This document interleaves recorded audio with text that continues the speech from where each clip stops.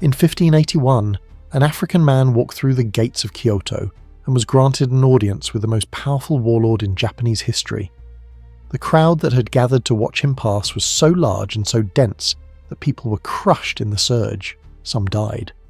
The warlord, Oda Nobunaga, was so convinced the man's dark skin was paint that he ordered him to strip to the waist and scrub himself in front of witnesses. When the skin did not change, Nobunaga drew a single conclusion. This man was extraordinary. Within months he gave him a Japanese name, a salary, a residence in his castle, a set of samurai armour and a katana. He brought him into his personal guard and by every documented account available treated him as an equal. His name was Yasuke. Well, he was from somewhere in sub-Saharan Africa. The precise origin is still debated by historians. He was brought to Japan by Italian Jesuit missionaries as a servant. He arrived in a country that had never seen a person of African descent. He became the first foreign-born samurai in recorded Japanese history. You have almost certainly never heard this name. That is not because the records don't exist. They do. Documented in Japanese. So the question this video is going to answer is not whether Yasuke was real. He was. The question is, who decided he shouldn't be in the history books? And how did they do it? The answer involves 4 centuries of deliberate silence, a global colonial narrative about Africa, and a very specific set of choices made by Western historians who had every reason to leave Yasuke out. So let's start at the beginning. For most of the 20th century, the history of feudal Japan was written primarily by Western scholars for Western audiences. Japanese primary sources existed: chronicles, court records, Jesuit missionary letters, but the translation, selection, and framing of those sources into the English language academic canon was controlled largely by European and American historians. This is not a conspiracy theory. This is how academic historiography works. What gets translated, what gets published, what gets assigned in university courses, what gets referenced in textbooks. These are decisions made by people in institutions with perspectives shaped by their time. In the 20th century, those perspectives were shaped overwhelmingly by a world in which the idea of a black African man holding samurai rank in Japan was simply not a category that Western historians were prepared to take seriously. The historian Thomas Lockley, who in 2019 co-authored the most comprehensive English language academic study of Yasuke ever published, noted precisely this problem. The Japanese primary sources had been available for centuries. The Jesuit missionary letters that documented Yasuke's arrival had been studied by scholars of the Society of Jesus. But in the dominant English language histories of the Sengoku period, the era of Japan's civil wars, Yasuke appeared either not at all or as a footnote measured in a single sentence. Lockley spent years cross-referencing Japanese language sources, Portuguese missionary records and court chronicles. What he found was not a marginal figure. What he found was a man who stood at the centre of one of the most consequential years in Japanese history.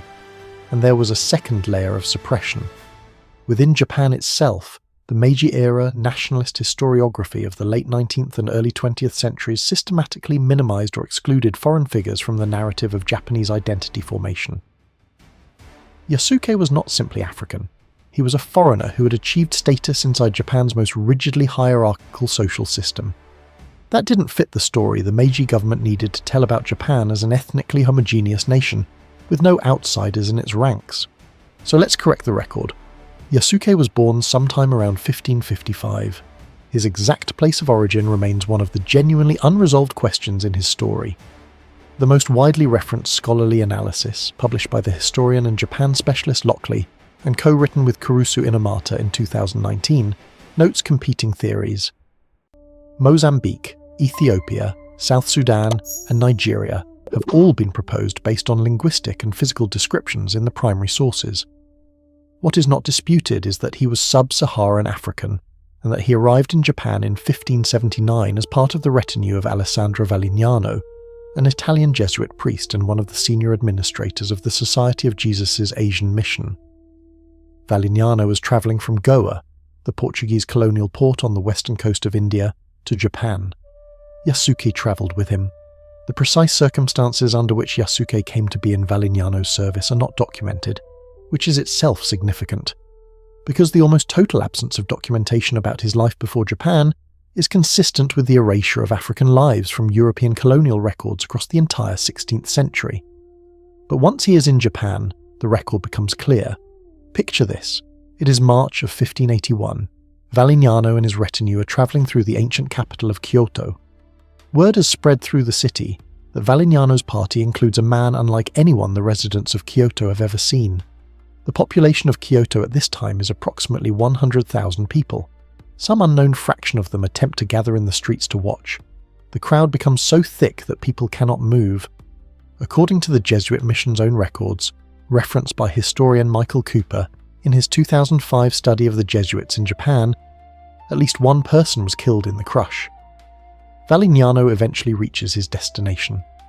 Oda Nobunaga, the warlord who controls most of central Japan and is in the process of unifying the country through force, hears about the foreigner in Valignano's group and requests to meet him.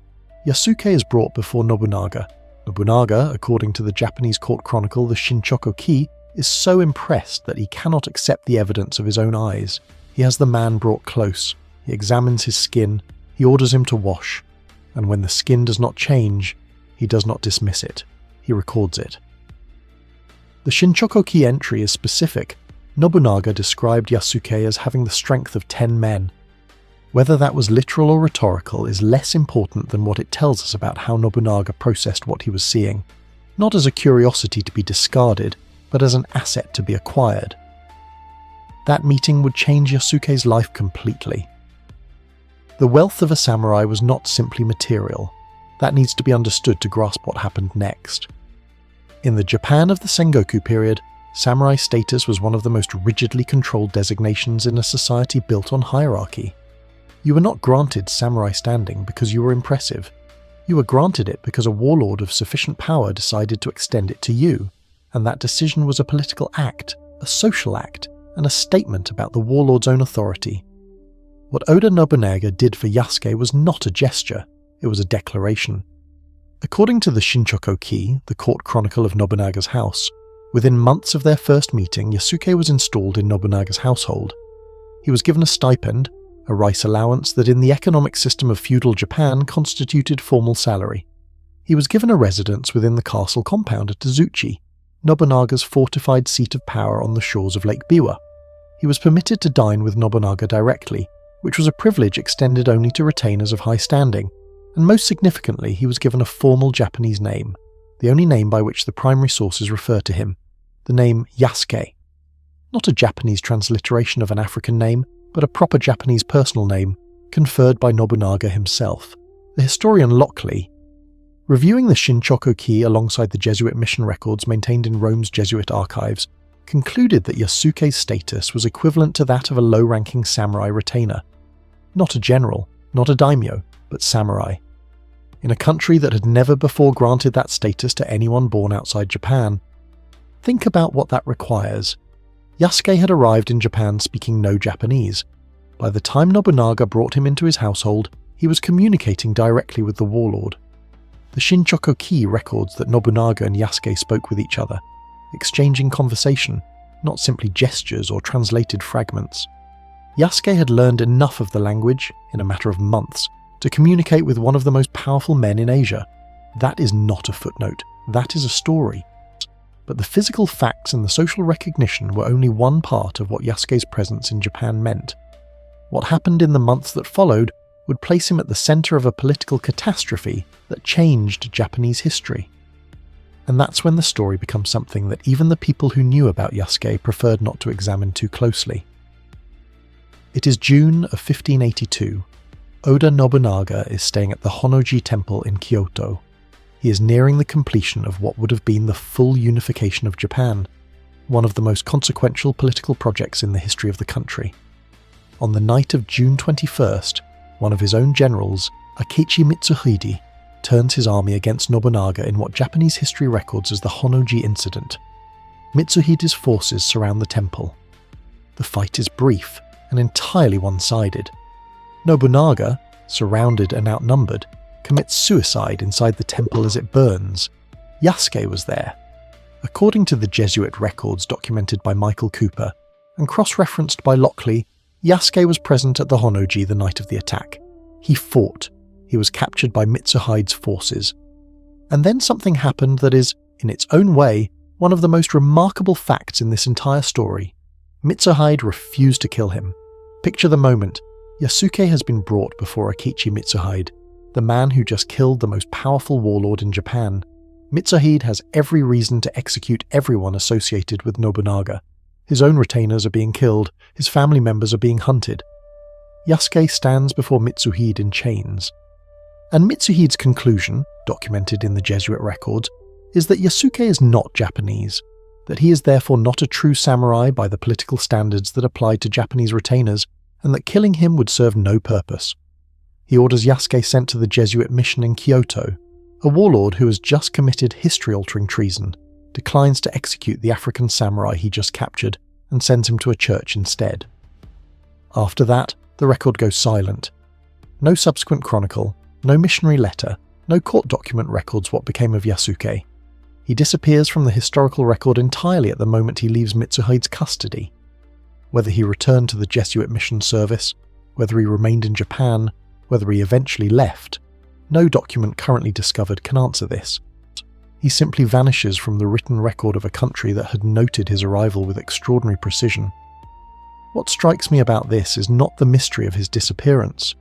Gaps in records are common across this period, and the subsequent civil conflicts in Japan would have disrupted documentation considerably.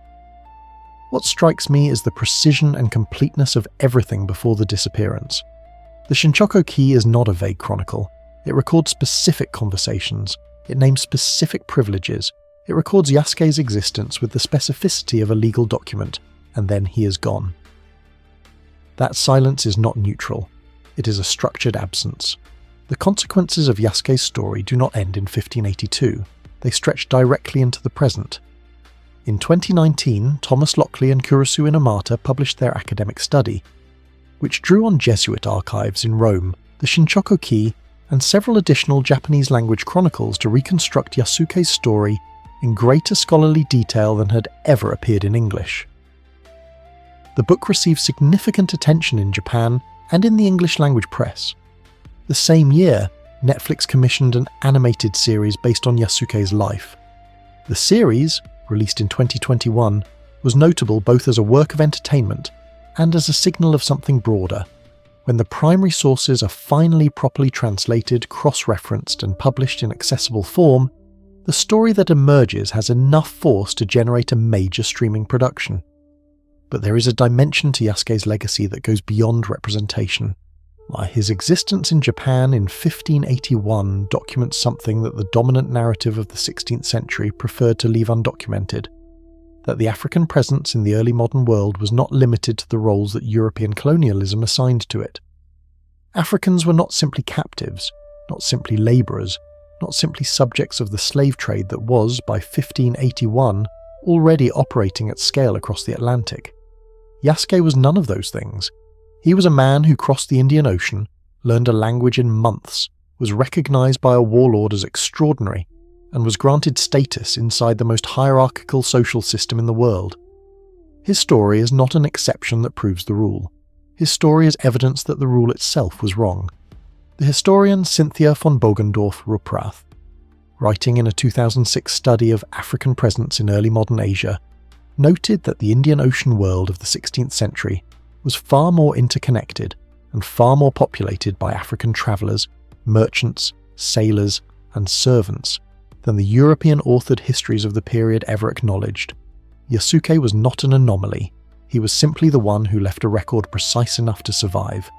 That precision survived 4 centuries. The interpretation of it took much longer. You were taught, if you were taught about this period at all, a story of Japanese history populated entirely by Japanese figures. You were taught a story of the 16th century populated primarily by European ones. What you were not taught is that an African man stood inside a Japanese castle, dined with the most powerful warlord in Asia, carried a katana, wore and served as a samurai.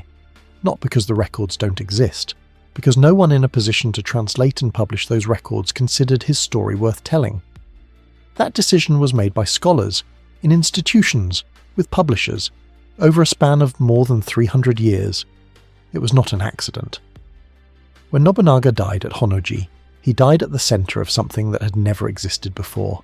A Japan that was, in one very specific instance, capable of seeing an African man and responding not with the colonial calculus of Europe, not with reduction, not with enslavement, not with dismissal, but with recognition. Nobunaga was no saint. He was a brutal military leader who burned monasteries and massacred his enemies, but he looked at Yasuke and saw a samurai. He made it official. He gave him a name. The history books looked at Yasuke and saw nothing worth keeping. One of those judgments has now been corrected. The other one is still being reckoned with. Which story do you think history has buried the deepest? Tell me in the comments, because the next video I make may be the one you name. The next story we're covering is one you have almost certainly never heard. A warrior queen who held back an empire for 30 years, and whose military strategy is still studied today. Her name comes next. Yasuke was real. We just weren't told.